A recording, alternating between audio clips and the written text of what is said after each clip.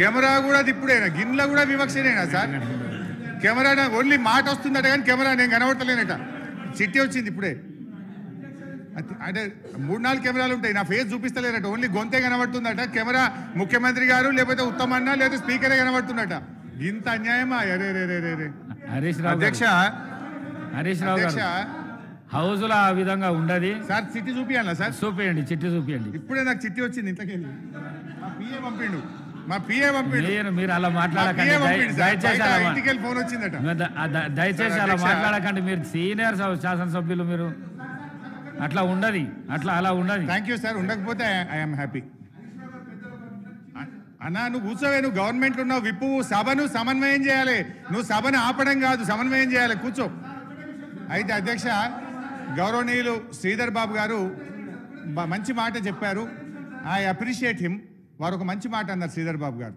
మా ప్రభుత్వం కష్టపడ్డది, మేము స్టార్ట్ చేసినాము, ఒకటి పూర్తి చేయలే కావచ్చు, మీరు చిత్తశుద్ధితో వాటిని పూర్తి చేయాలి అని అన్నారు. So I appreciate him. Exactly నేను కూడా అదే చెప్పాలనుకుంటున్నా. ఎందుకంటే అధ్యక్ష, నేను ఒక చిన్న ఉదాహరణ చెప్పి ఆ విషయానికి వస్తా.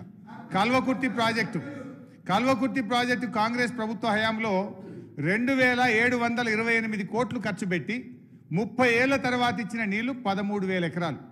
అంత మాత్రాన ఇది గత ప్రభుత్వం స్టార్ట్ చేసింది, పక్కకు పెట్టాలని మేము ఆలోచించలే. మేము చిత్తశుద్ధితో ప్రయత్నం చేసినాం. 3,07,000 ఎకరాలకు కల్వకుర్తి ఆయకట్టు మేము తీసుకుపోయాం. నెట్టంపాడు మీరు 2,300 కోట్లు ఖర్చు పెట్టి కేవలం 1,735 కోట్లు ఖర్చు పెట్టి 2,300 ఎకరాలకు మాత్రమే నీళ్లు ఇచ్చారు.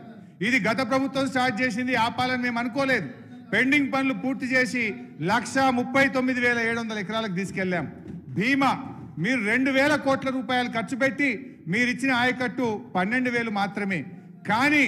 కానీ మేము ఆ రోజు కష్టపడి దాని పెండింగ్ పనులు పూర్తి చేసి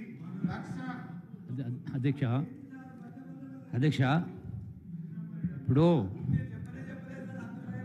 హరీష్ రావు గారు